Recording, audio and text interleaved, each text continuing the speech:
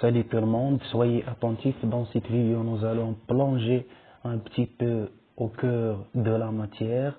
Alors, rappelez-vous de quoi est constitué un objet. On l'a déjà vu, un objet est constitué d'un matériau. Le matériau, par la suite, est constitué d'atomes. Mais dans certains cas, en partant de l'atome et avant d'arriver au matériau, on passe tout d'abord par la molécule. Une molécule, c'est quoi? C'est tout simplement un assemblage d'atomes. Donc, dans le cas des métaux, par exemple, on part de l'atome directement vers le matériau. Il n'y a pas de molécule de fer, par exemple. Il n'y a pas de molécule d'or, il n'y a pas de molécule d'argent. بالنسبة للفلزات ما عنديش جزيئات تمشي ديريكتومون من الذرة للماتيريو. Mais dans certains cas, comme le verre par exemple, il y a la molécule de dioxyde de silicium, qui a une GZA. Avant d'arriver au matériau, on passe d'abord par le matériau. Ce qui nous intéresse, c'est que l'origine de toute la matière, c'est l'atome. اللي تيهمنا بأن أصل المادة هو الذرة. Un atome, bien évidemment, est une particule infiniment petite qu'on ne peut pas le voir à l'œil nu, invisible à l'œil nu. Donc, pour le décrire, pour le représenter, on utilise des modèles. Rappelez-vous, on a déjà vu ça, on utilise des modèles, des sphères de couleur et de diamètre différents. On a déjà vu ça. Jusqu'à maintenant, on est arrivé à découvrir environ 114 types d'atomes différents, une centaine d'atomes différents, à savoir l'hydrogène de symbole chimique H, l'oxygène de symbole chimique O, le carbone C, l'azote ou bien le nitrogène N et vice versa. L'essentiel. Si maintenant l'atome constitue la molécule constitue le matériau et le matériau constitue l'objet. Logiquement, on doit poser une question. Cet atome-là, de quoi il constitue? إلا كانت الذرة هي اللي كتعطينا الجزيئة كتعطينا المادة والمادة كتعطينا الجسم. لوجيكمون منطقيا خصنا نوضع السؤال هذا الذرة من ماذا تتكون؟ Donc, de quoi il constitue un atome? Depuis l'Antiquité, les savants ont été intéressés à répondre à cette question. منذ القدم. Donc, nous allons essayer de faire un aperçu historique et d'illustrer une chronologie sur l'évolution de modèles atomiques. C'est très important d'avoir une idée sur l'histoire de l'atome et l'évolution de modèles atomiques. On commence. Depuis l'Antiquité, attention, 600 avant Jésus-Christ, là, 600 avant Jésus-Christ. Les philosophes grecs, Thalès, Anaximène, considéraient que la matière est constituée de 4 éléments. Le feu, l'eau, la terre et l'air. Cette théorie est appelée la théorie des 4 éléments. Je répète. Depuis l'Antiquité, 600 avant Jésus-Christ. هذيك تتقرا 600 سنة قبل الميلاد. اش من ميلاد المسيح. دابا وصلنا 2019 يعني غترجع 2019 سنة قبل وتزيد ترجع 600 سنة قبل. لي فيلوزوف غريك الفلاسفة اليونانيين بالنسبة لهم شنو كيعتبروا considérer que la matière est continue et constituée de 4 éléments. كانوا تيعتبروا بأن المادة متصلة وكتكون من 4 العناصر هما اللي ذكرت. ركز معايا دابا. Quelques années plus tard, un autre philosophe grec arrive, Démocrite. Le philosophe Démocrite pense intuitivement que la matière est formée de grains insécables, c'est-à-dire indivisibles, les atomes de nom grec atomos, qu'on ne peut pas les diviser. Démocrite, ce philosophe-là, pense intuitivement. L'intuition, c'est-à-dire une analyse ou bien une expérience mentale. بالعربية l'intuition هي الحدس. اشنو دار واحد التجربة بالدماغ ديالو. C'est pour cela on a dit qu'il pense intuitivement. Qu'est-ce qu'il a fait? Par exemple, Démocrite a dit, si on prend ce morceau de craie, pardon, ce morceau de sucre, si on prend ce morceau de sucre, on la coupe en deux. Après, on prend la moitié, on la coupe en deux. On prend la moitié, on la coupe en deux. On prend la moitié, on la coupe en deux. Jusqu'à ce qu'on arrive à une particule qu'on ne peut pas la découper. Il l'a appelée atome. قال لك ديموكريت حتى غادي نوصلوا لهذيك الدقيقة اللي ميمكنش نقسموها نسماها الذرة. جات من الاسم اليوناني ça vient de nom grec atomos. Atomos c'est حاجة اللي insécable, c'est-à-dire indivisible, qu'on peut pas la découper. Ça c'est seulement une analyse intuitive, c'est-à-dire une expérience mentale. Le problème c'est que Démocrite n'avait pas ou bien n'avait aucune preuve expérimentale. Mais quand j'ai un de donc le résultat de cette théorie de Démocrite, cette théorie serait donc rejetée et serait fausse, serait rejetée par le monde. Et on va revenir à la théorie des 4 éléments. L'eau, le feu, l'air et la terre. Et parmi les philosophes qui défendent sur cette théorie, on trouve Aristote.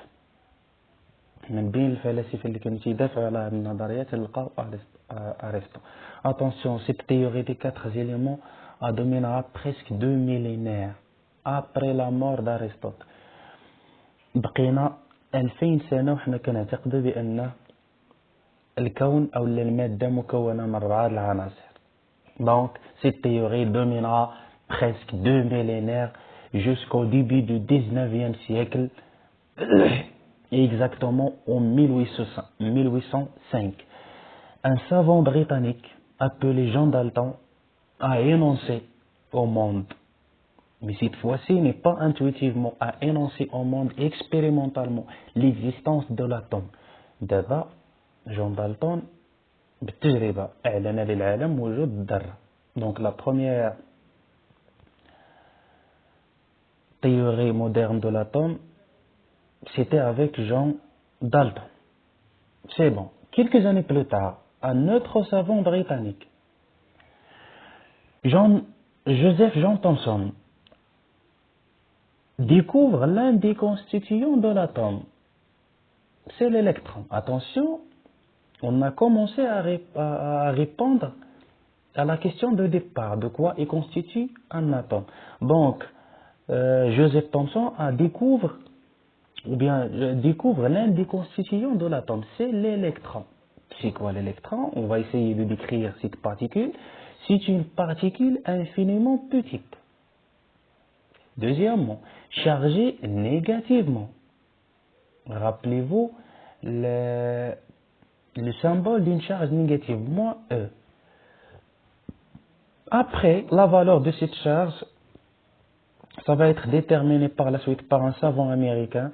Donc, c'est tout simplement moins 1,6 10 exposant moins 19 coulombs. Thomson ne s'arrête pas ici. Il a fait une analyse logique ou bien intuitive, si vous voulez. Qu'est-ce qu'il a dit? Si l'atome contient des charges négatives, et globalement, l'atome est électriquement neutre, on doit trouver des charges positives qui compensent ces charges négatives. قال لنا مادام أن الذرة الداخل ديالها فيها شحن سالبة، ولكن الذرة كاملة تلقاو الشحنة ديالها زيرو، تنقولوا électriquement neutre. Alors فين مشاو هذوك الشحن السالبة؟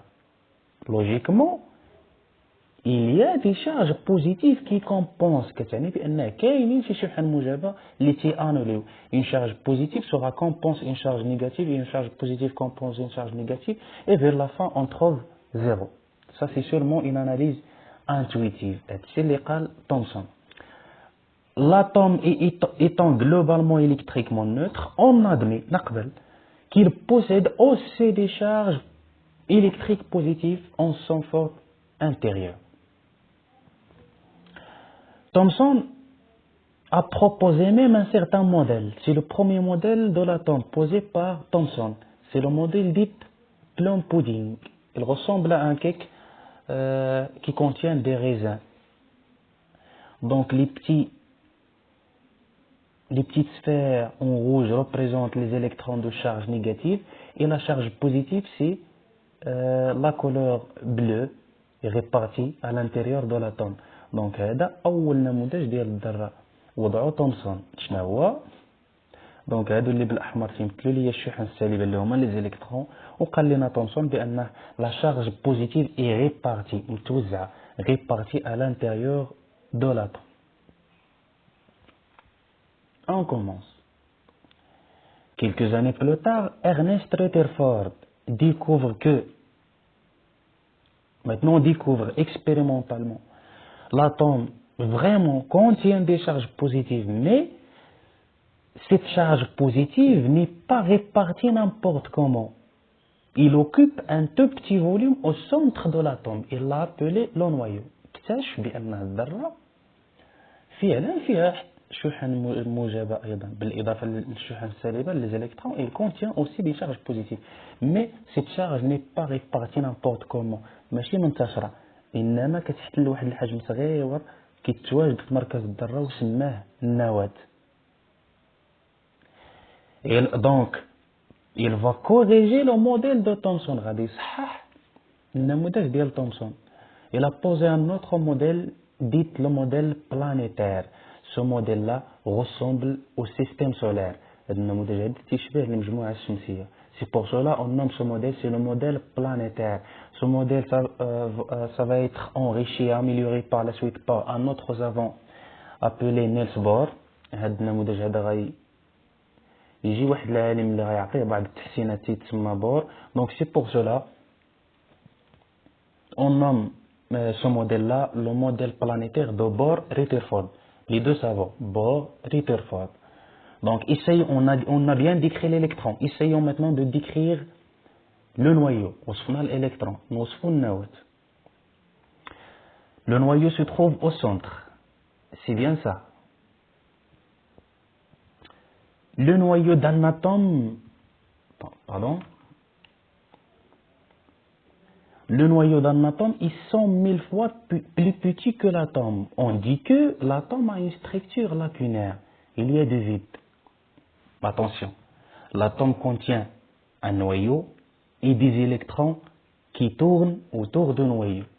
Mais le noyau est 100 000 fois plus petit que l'atome. C'est-à-dire, si on a le noyau ici, on doit partir 100 000 fois avant de trouver les électrons. C'est-à-dire, entre le noyau et les électrons, il n'y a rien, il y a du vide. قال لنا بأن النواة صغيرة 100,000 مرة على الذرة.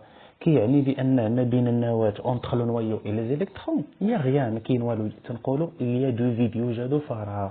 Ou bien on dit que l'atome a une structure lacunaire. Une lacune, tout simplement, c'est du vide. فراغ هو lacune.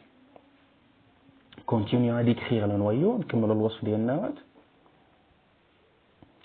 La masse de noyau est presque égale à la masse de l'atome.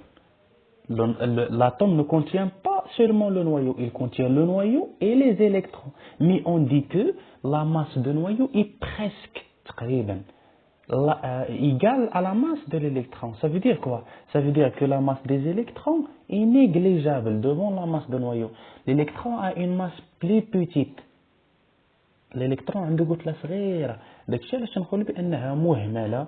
Et on dit généralement que la masse de l'atome est presque égale à la masse de noyau. Également, la charge du noyau est positive, c'est bien là. Si l'électron porte une charge négative, le noyau porte une charge positive. Mais on a dit que on est arrivé à découvrir environ 114 types d'atomes différents. ركز على هذيك ديفيرون. قدرنا نكتشفوا تقريبا 114 ذرة مختلفة بحال الكربون الهيدروجين. Si ces atomes sont différents et tous les atomes sont constitués d'un noyau et des électrons. إلا كانوا جميع الذرات مختلفين وجميع الذرات فيهم نواة وإلكترونات. فين غيكون الاختلاف؟ Tout simplement, ils doivent être différents de point de vue de leur constitution. غادي يكونوا مختلفين في المكونات ديالهم. أنت le noyau de chaque atome porte un nombre de charges positives, appelé le numéro atomique Z. Celui-ci caractérise l'atome. Donc, chaque atome est caractérisé par son numéro atomique Z. C'est quoi ce Z? C'est tout simplement le nombre de charges positives qui se trouve dans le noyau de chaque atome. قال لنا بأن كل ذرة كتميز بالزد ديالها. شنو هو هذا الزد؟ هو عدد الشحن الموجبة اللي كاينة في النواة. Par exemple, si on prend l'atome d'hydrogène, on trouve que Z de l'hydrogène égale à 1. بمعنى à l'intérieur du noyau de l'atome d'hydrogène, il y a une seule charge positive. Par exemple, de carbone, Z égale à 6. Le noyau de carbone contient 6 charges positives. Pour l'oxygène, Z égale à 8. Donc, le noyau de l'oxygène, de l'atome d'oxygène, contient 8 charges positives. Et vice versa.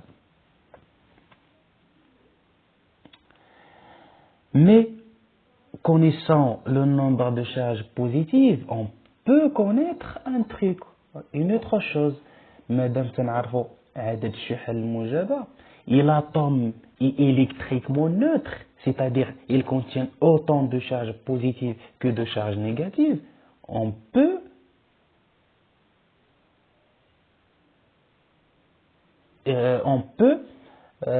connaître le nombre des électrons. مادام أن الذرة متعادلة كهربائيا، إلا عرفنا عدد الشحن الموجب ممكن تعرف عدد الشحن السالب.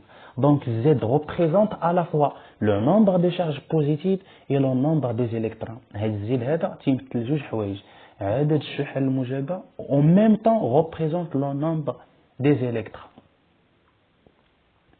Donc jusque là on est arrivé au modèle de Bohr-Rutherford, c'est le modèle planétaire.